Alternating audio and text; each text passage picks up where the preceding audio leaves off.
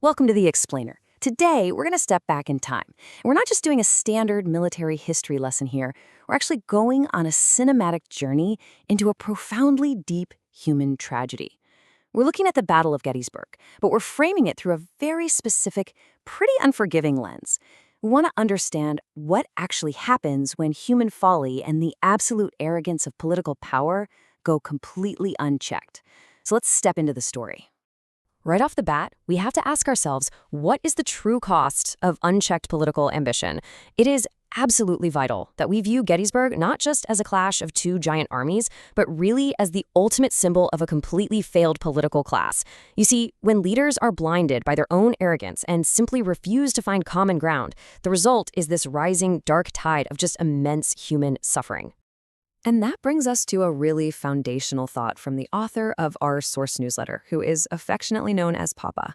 He notes that this entire war was, quote, a tragic consequence of politically irreconcilable differences. And this is going to be our guiding philosophy today.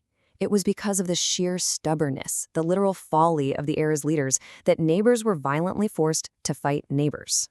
Now, at the very root of this massive political failure was a fundamental structural divide in the country. On one side, you had the rapidly industrializing North. On the other side, the agrarian-based South, which was, of course, heavily reliant on the brutal institution of slavery. And the political systems of the time completely failed to bridge this gap. They just kept pushing the nation closer and closer toward a catastrophic boiling point. By the summer of 1863, the nation was essentially a shattered mirror. It was at this point that Confederate General Robert E. Lee decided to march his army of Northern Virginia straight into Northern Territory. And listen, this wasn't just some clever military tactic. This was a desperate, all-or-nothing maneuver to force a political end to the conflict by bringing the visceral, bloody reality of war directly to the doorsteps of the Northern public. All right, let's dive into part one. 3 days in July, the mechanics of tragedy. The craziest piece of tragic irony here is that neither Lee nor Union General George Meade actually planned to fight at Gettysburg. No one woke up and chose that town, but the local Pennsylvania road network acted like a giant funnel, drawing these two massive armies directly into a quiet little farm town. Over 3 bloody days, a total chance collision on July 1st escalated into these frantic, desperate defenses by July 2nd. I mean, you had units like the 1st Minnesota Regiment making a near-suicidal charge for no other reason than to buy the Union line just a few precious minutes. And all of this built to a terrifying crescendo on July 3rd, what we call the high water mark. During Pickett's charge, 12,500 Confederates marched across totally open fields directly into devastating Union artillery fire. They suffered nearly 60% casualties. Just think about that number. This exact horrific moment completely broke the Confederate momentum. It crippled Lee's army in the East, and it permanently ended their hopes for any sort of swift political victory. Which leads us right into part two, the human cost beyond the battlefield. Because ultimately, the arrogance of political power is paid for by the visceral suffering of ordinary people. Over 50,000, 51,112 to be exact. In just 3 days, over 50,000 Americans were killed, wounded, captured, or went missing. Newspapers at the time literally called the slaughter perfectly unparalleled. The sheer unfathomable scale of the carnage turned this peaceful agricultural college town into a massive, bleeding hospital overnight. But the terror didn't just stop with the soldiers. It spilled far out into the streets. Civilians, like Sarah Broadhead, documented the overwhelming panic and this nonstop, absolutely deafening shelling in her diary. And then there's the bitter, just heartbreaking irony of Confederate artilleryman Richard Shreve. This guy actually found himself directing cannon fire directly onto his very own former college town of Carlisle.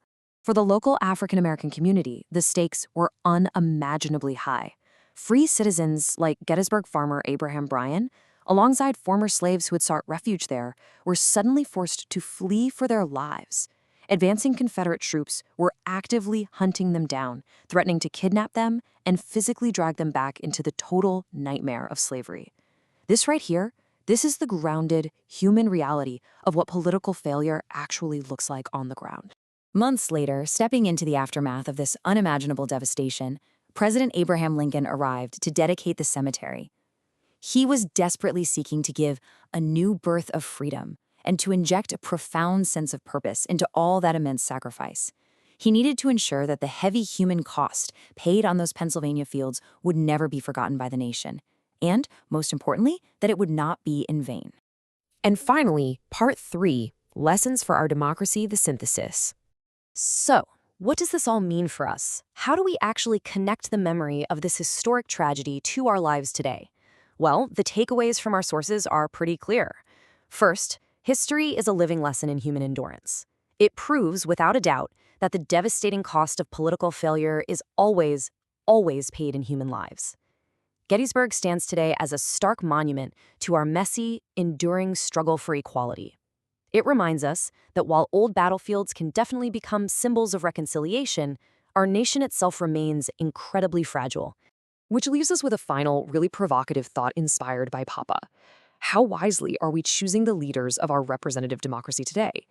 Gettysburg is a permanent, harrowing reminder of what happens when the arrogance of power just goes completely unchecked. It is our civic duty to ensure this kind of political folly never repeats itself. Thank you so much for joining me on this explainer today. Keep learning and always keep asking the hard questions.